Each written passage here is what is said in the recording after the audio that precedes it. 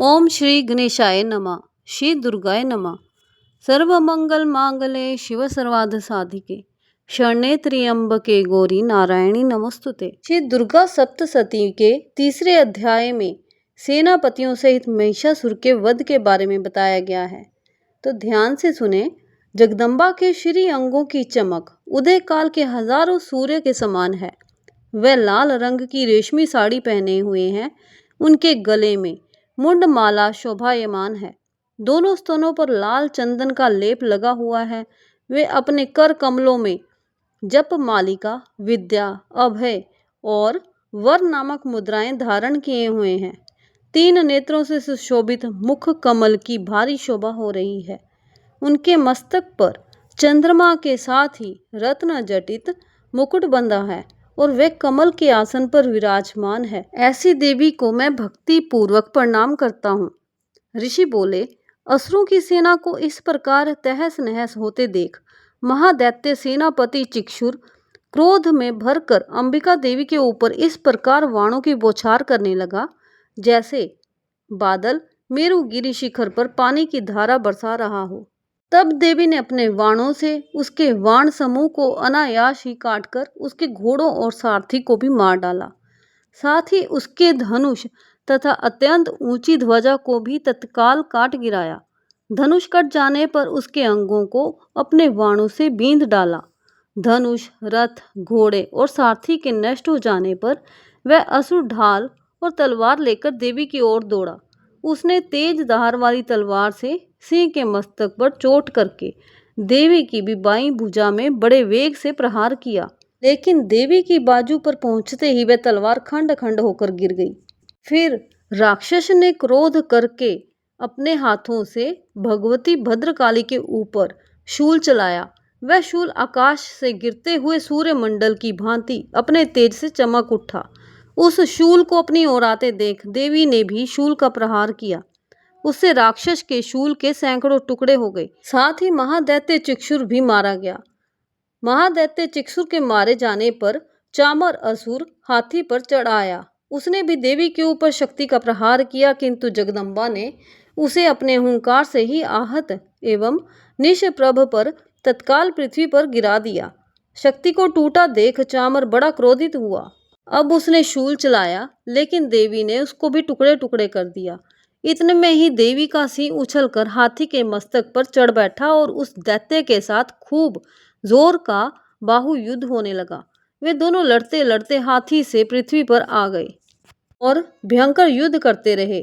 तत्पश्चात सिंह बड़े वेग से आकाश की ओर उछला और उधर से गिरते समय उसने पंजों की मार से चामर का सिर धड़ से अलग कर दिया। इसी प्रकार उदर्ग देवी के हाथों से मारा गया तथा कराल भी दांतों, मुक्कों और थप्पड़ों की चोट से धराशायी हो गया।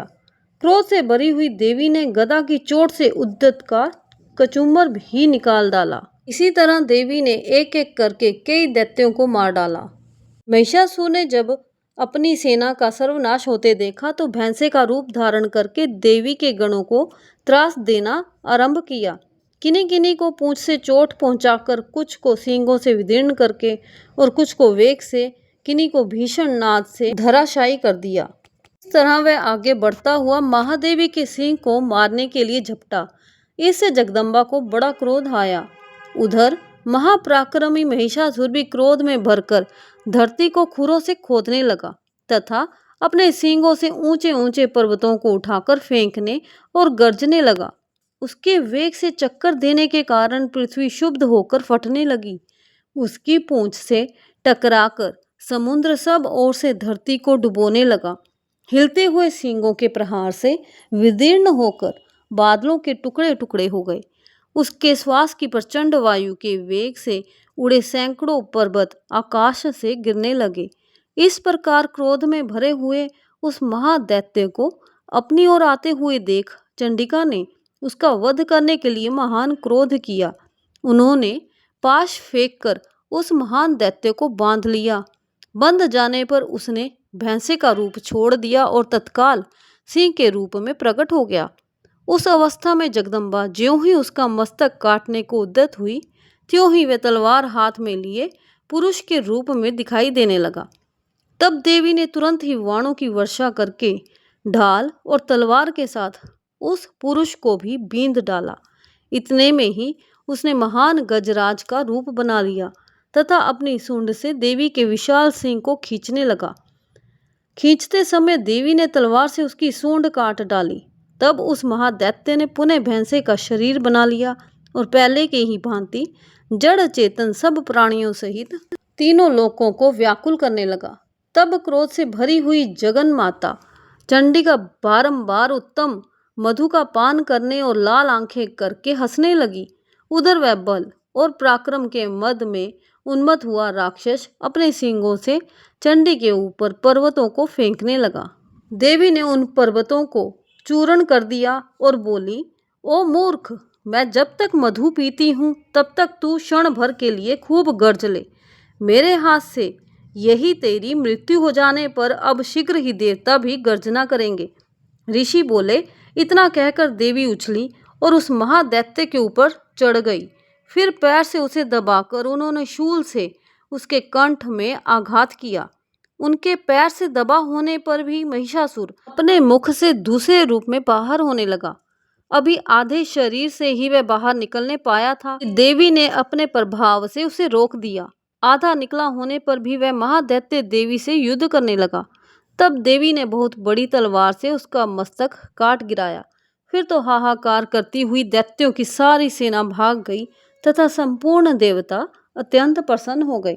देवताओं ने दिव्य महर्षियों के साथ दुर्गा देवी की स्तुति की।